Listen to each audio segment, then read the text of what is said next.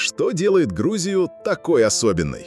Это не только вино, горы и кухня. Это история, настоящая, непростая, полная боли и надежды. В этом видео, как всего за 30 лет Грузия прошла путь от развала к возрождению, от хаоса 90-х к туристическому чуду, от распада к новой мечте. Всего за 25 минут вы узнаете, как страна прошла через гражданскую войну, экономический крах, реформы и конфликты и стала одной из самых красивых, безопасных и любимых в мире. Здесь и факты, и судьбы, и та самая грузинская душа, которая выдержала все и не сломалась. Устраивайтесь поудобнее. Мы начинаем.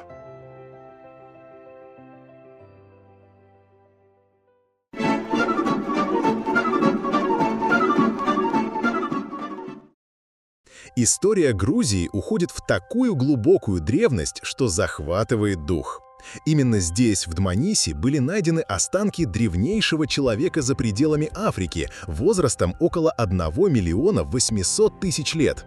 Это доказывает, что территория Грузии – одна из колыбелей человечества. Именно здесь появилась уникальная культура создания вина в глиняных сосудах квеври, которая насчитывает около 8000 лет. И именно здесь, в эпоху поздней бронзы, это примерно второе-первое тысячелетие до нашей эры, древние племена, такие как представители куро-аракской и триолетской культур, были непревзойденными мастерами обработки металла, славившиеся бронзовыми топорами, золотыми изделиями и железной металлургией. Постепенно племенные союзы начали объединяться в первые государства. На мировой арене появляются два мощных грузинских центра. На западе, на побережье Черного моря, расцветает богатое Колхидское царство – Колхида. Оно было настолько известно своим богатством и развитой металлургией, что стало частью древнегреческих мифов. Именно сюда, по легенде, отправились аргонавты во главе с Ясоном в поисках легендарного Золотого Руна. В то же время на Востоке, благодаря легендарному царю Фарнавазу I, происходит объединение местных племен в сильное государство – Картлийское царство, которое греки и римляне называли Иберией. Его столицей стал древний город Мцхета. Иберия имела развитую административную систему, централизованное управление и укрепленные города. Страбон писал, что в начале нашей эры на большей части Иберии уже были рынки, общественные здания и крепкие усадьбы. Развивались ремесла, орошение, сельское хозяйство и торговля с Ираном, Византией и Средиземноморьем. Этногенез грузин связан с картвельскими племенами, которые жили на этой территории с глубокой древности. Картвельская языковая семья развивалась здесь тысячелетиями, формируя основу современной грузинской нации. Таким образом, к концу IV века до нашей эры на карте мира прочно утвердились два ядра будущей грузинской нации – Колхида и Иберия. Именно они стали тем фундаментом, на котором была построена вся дальнейшая тысячелетняя история Грузии, на тот момент уже имеющая прочные политические структуры, богатую культуру, элементы письменности и активные внешние связи. И именно тогда начинается новый исторический этап – принятие христианства, которое окончательно определит культурную идентичность страны.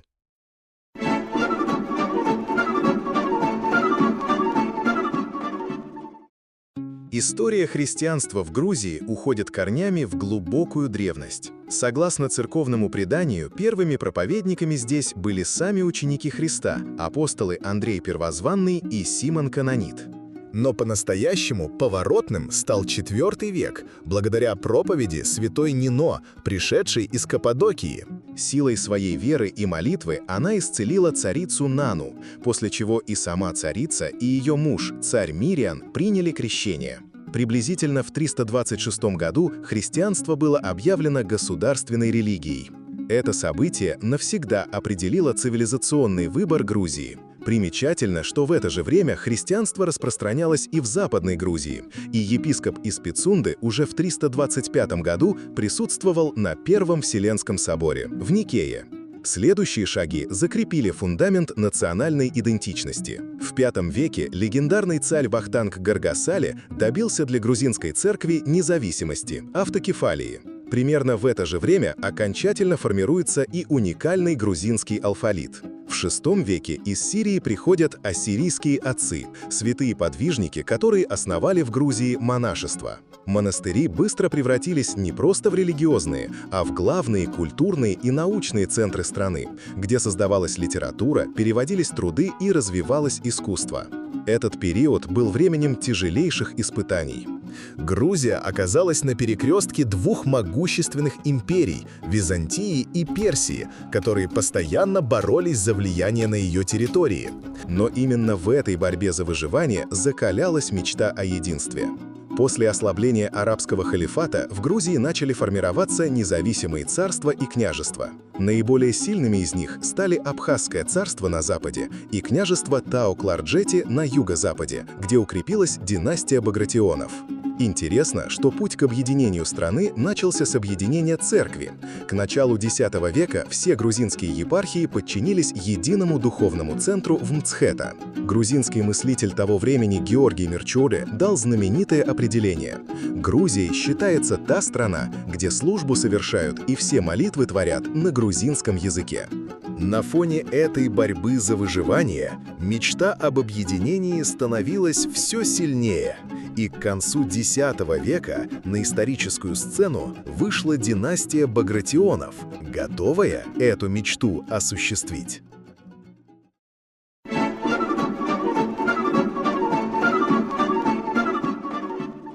Эпоха объединения и Золотой век – это время, когда раздробленная страна, страдавшая от набегов, смогла собраться в единый кулак и достичь небывалого могущества. Ключевой фигурой на этом пути стал Баграт III. Благодаря своему происхождению и династическим связям он унаследовал земли Абхазского царства и юго-западной Грузии. Короновавшись в 978 году, он завершил объединение основных грузинских земель к началу XI века, став первым царем единого государства. Именно в это время для обозначения объединенной страны входит в оборот название Сакартвело. Настоящая кульминация и начало Золотого века связаны с именем царя Давида IV Строителя. В 1121 году он одержал легендарную победу в Дидгорской битве, разгромив армию турок-сельджуков. Эта победа окончательно утвердила независимость Грузии и превратила ее в одну из самых могущественных держав на Ближнем Востоке. Золотой век – это не только военная мощь, но и невероятный культурный расцвет. Были основаны знаменитые Геладская и Икалтойская академии, крупнейшие учебно-просветительские центры, которые современники называли «новыми Афинами». Создавались настоящие шедевры, великолепные образцы чеканки по металлу, такие как икона Хахули и уникальные фресковые росписи в пещерном городе Вардия. Бурно развивались Тбилиси, Кутаиси и другие города, где процветали ремесла и торговля. Апогея своего могущества Грузия достигла в период правления правнучки Давида, великой царицы Тамар, с 1184 по 1213 год. Ее царство простиралось от Черного до Каспийского морей. К сожалению, эта эпоха была трагически прервана.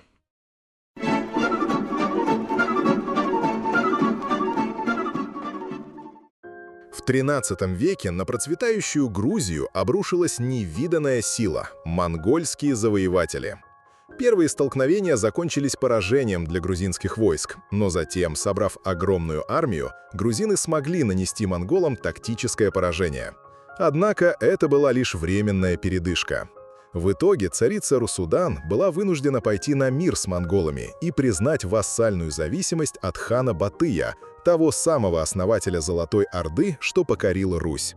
Для Грузии начался период, который историки называют лихолетием. Непрекращающиеся войны и тяжелейшие налоги, которые приходилось платить и монголам, и своим феодалам, разоряли страну. Тем не менее, даже в это темное время были попытки возрождения. В XIV веке царь Георгий V Блистательный сумел на время изгнать монголов и начать объединение страны. Он провел реформы и ввел новый свод законов, чтобы восстановить порядок.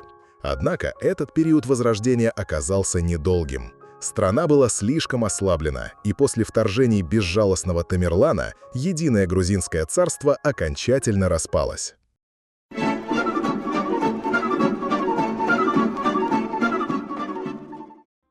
После монгольского ига ослабленная и раздробленная Грузия оказалась зажатой между двумя новыми агрессивными империями – Османской Турцией и Ираном. На протяжении столетий они буквально разрывали грузинские земли на части. В поисках спасения грузинские цари видели единственного возможного союзника в единоверной России. Царь Картли Кахети Ираклий II обратился с просьбой о покровительстве к императрице Екатерине II. Результатом стал Георгиевский трактат 1783 года, по которому Россия гарантировала Грузии защиту и внутреннюю автономию. Однако эти надежды были жестоко обмануты. Когда в 1795 году персидский шах Ага Мухаммад хан вторгся в Грузию и подверг Тбилиси чудовищному разорению, обещанная российская помощь так и не пришла. Воспользовавшись этой слабостью и внутренней борьбой за престол в Грузии, Россия приняла окончательное решение. Указ об аннексии был подписан императором Павлом I и окончательно утвержден его сыном Александром I в манифесте 1801 года. Картлико-Хитинское царство было упразднено. Вскоре та же участь постигла и царство, и княжество Западной Грузии. Для Грузии это стало национальной трагедией. Она лишилась двух столпов своей государственности – древнейшей правящей династии Багратионов, которых выслали из страны, и независимости автокефалии Грузинской православной церкви, которую упразднили в 1811 году. XIX век стал эпохой противоречий. С одной стороны, прекратились разорительные набеги, началось экономическое развитие, строились железные дороги. С другой, это был период колониального правления, руссификации и установления российского чиновничьего аппарата. Но грузинский народ не смирился с потерей независимости. Сопротивление не утихало, восстания вспыхивали одно за другим. 1804 год – в Горной Картли, 1812 год – Большое восстание в Кахете, 1819-20 годы – бунтует вся Западная Грузия.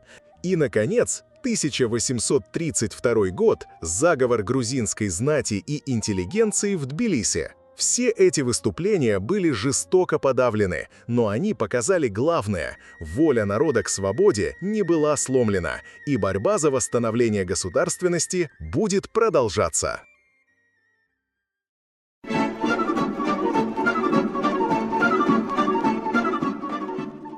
После распада Российской империи в 1917 году Закавказье провозгласило Закавказскую Демократическую Федеративную Республику, но из-за противоречий между народами она вскоре распалась, и 26 мая 1918 года в Тбилиси произошло историческое событие. Национальный совет Грузии провозгласил восстановление государственной независимости.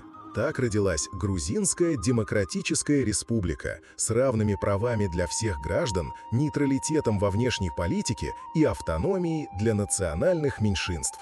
Акт о независимости заложил основы прогрессивного государства. Грузия объявлялась демократической республикой, провозглашала постоянный нейтралитет и гарантировала равные гражданские и политические права всем своим жителям, независимо от национальности, веры и пола. Первое коалиционное правительство возглавил Ноя Рамишвили, затем Ноя Жордания. Но жизнь молодой республики была постоянной борьбой за выживание. Она столкнулась с внешними угрозами. Турция, Армения, Россия и Азербайджан претендовали на разные территории.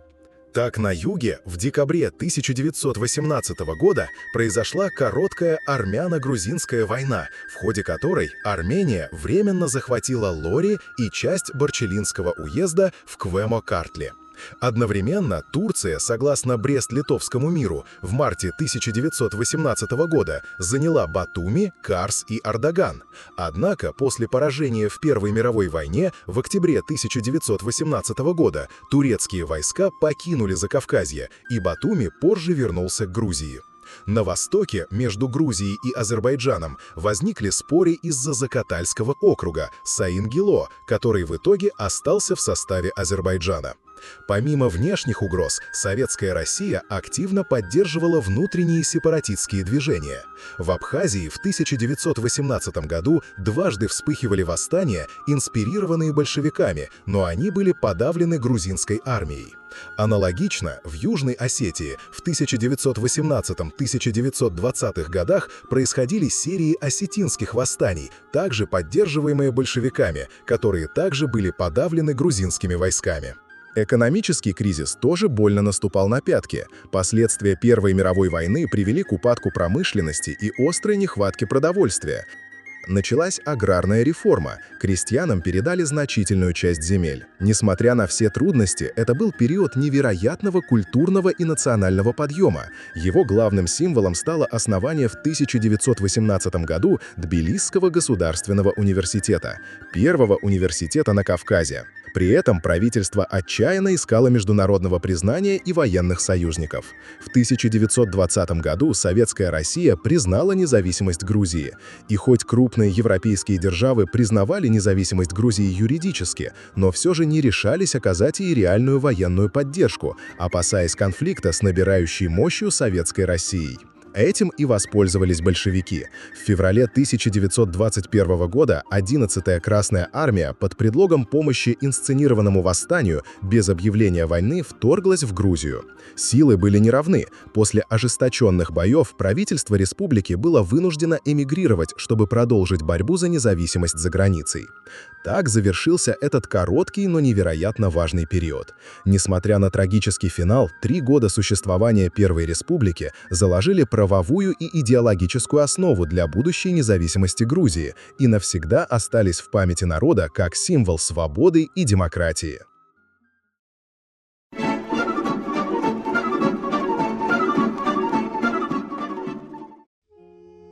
После вторжения Красной армии в Грузию 25 февраля 1921 года была провозглашена Грузинская Советская Социалистическая Республика. Так Грузия оказалась в составе Советского Союза, и с 1921 по 1991 год начались долгие 70 лет советской власти. Это было время не только формальных изменений, но и тяжелейших потерь. Грузия столкнулась с перекройкой границ и образованием новых внутренних автономий. По Карскому договору 1921 года некоторые исторические грузинские земли на юго-западе были переданы Турции.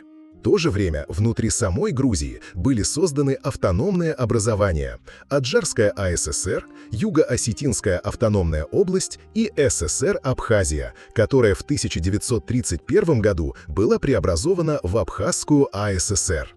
Эти административные решения, как показало будущее, заложили основу для до сих пор не утихающих конфликтов. Ну а после внутренних преобразований 12 марта 1922 года была образована Закавказская социалистическая федеративная Советская Республика, в которую вошла Грузия. Однако, помимо территориальных и административных изменений, советский период принес с собой и новую суровую реальность – политические репрессии. Уже в 1924 году было жестоко подавлено антисоветское восстание под руководством Ноэ Хамерики.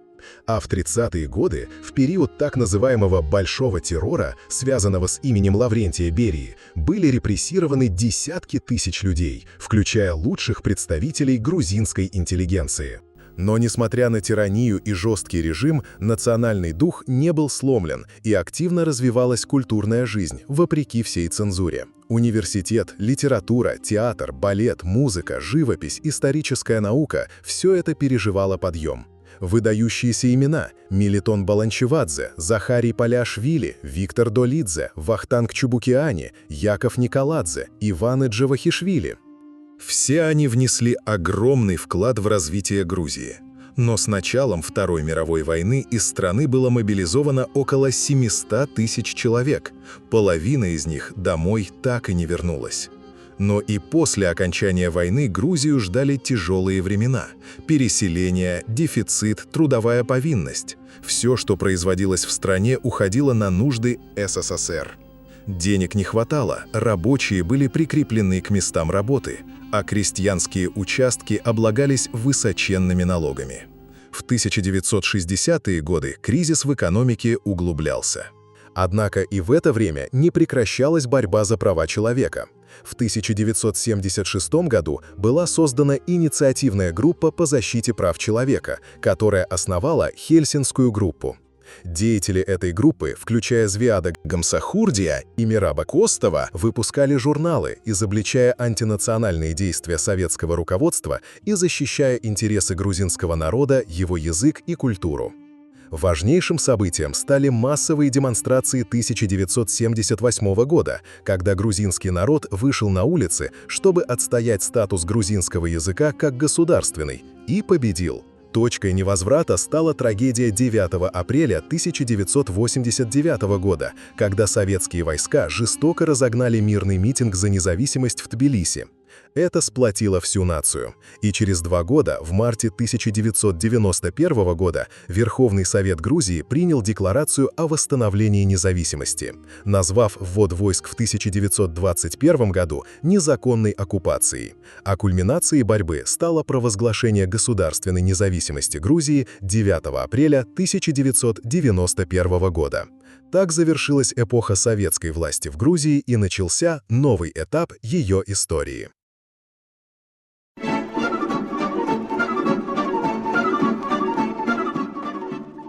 Первые годы независимости стали временем тяжелейших испытаний. Острая политическая борьба внутри страны переросла в гражданскую войну. Президент Гамсахурдия был свергнут, и для стабилизации ситуации в страну был приглашен бывший министр иностранных дел СССР Эдуард Шеварднадзе. На фоне этого внутреннего хаоса вспыхнули кровопролитные вооруженные конфликты в Абхазии и Южной Осетии, которые привели к фактической потере контроля Грузии над этими территориями. 90-е годы стали временем глубокого экономического кризиса. Безработица, деиндустриализация, массовая миграция. В 1993 году Грузия вступила в СНГ, а в 1995 году была проведена финансовая реформа и введена собственная валюта – лари, а также принята новая конституция. К началу 2000-х годов недовольство коррупцией и застоем в стране достигло пика. В ноябре 2003 года в Грузии произошла революция РОС, массовые мирные протесты, которые привели к отставке Эдуарда Шеварднадзе и приходу к власти нового поколения реформаторов во главе с Михаилом Саакашвили. Начался период радикальных преобразований. Были проведены успешные антикоррупционные реформы, модернизирована полиция и государственные службы. Однако этот этап также был отмечен ростом напряженности в отношениях с Россией, кульминацией которой стала августовская война 2008 года, закончившаяся потерей контроля над Абхазией и Южной Осетией. В последующие десятилетия Грузия продолжила свой путь реформ, взяв твердый курс на европейскую интеграцию. Были подписаны соглашения об ассоциации и свободной торговле с Евросоюзом, а также получен безвизовый режим. Ключевой отраслью экономики Грузии стал туризм. Благодаря своей безопасности, уникальной культуре и безмерному гостеприимству страна превратилась в одно из самых популярных и привлекательных туристических направлений в мире. После Саакашвили пост президента занимал Георгий Маргвелашвили с 2013 года, а затем Саломе Зурабишвили с 2018 по 2024. Сегодня президентом страны является Михаил Кавелашвили. А Грузия остается одной из самых безопасных, открытых и красивейших стран мира. Она прошла через множество испытаний, но смогла сохранить достоинство и добиться значительных успехов. Каждая страница ее истории пронизана борьбой, верой, надеждой и непреодолимым стремлением грузинского народа к свободе и процветанию. И как писал Александр Сергеевич Пушкин: «На холмах Грузии лежит ночная мгла, шумит Араква предо мною. Мне грустно и легко, печаль моя светла. Печаль моя полна тобою, тобою, одной тобою. Унынье моего ничто не мучит, не тревожит, и сердце вновь горит и любит от того, что не любить оно не может».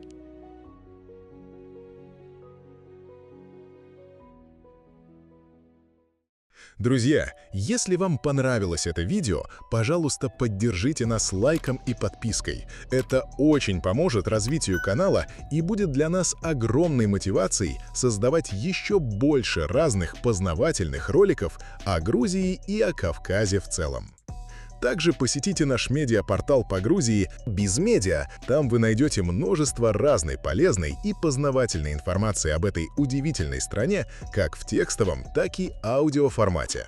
А еще сможете бесплатно скачать наш удобный путеводитель по Старому Батуми, где отмечены все самые главные достопримечательности города, которые обязательно стоит посетить, чтобы максимально прочувствовать на себе всю грузинскую историю. А также напишите в комментариях, какой ролик вы хотели бы увидеть следующим. Ну все, друзья, до встречи, или, как говорят грузины, нахвамдис!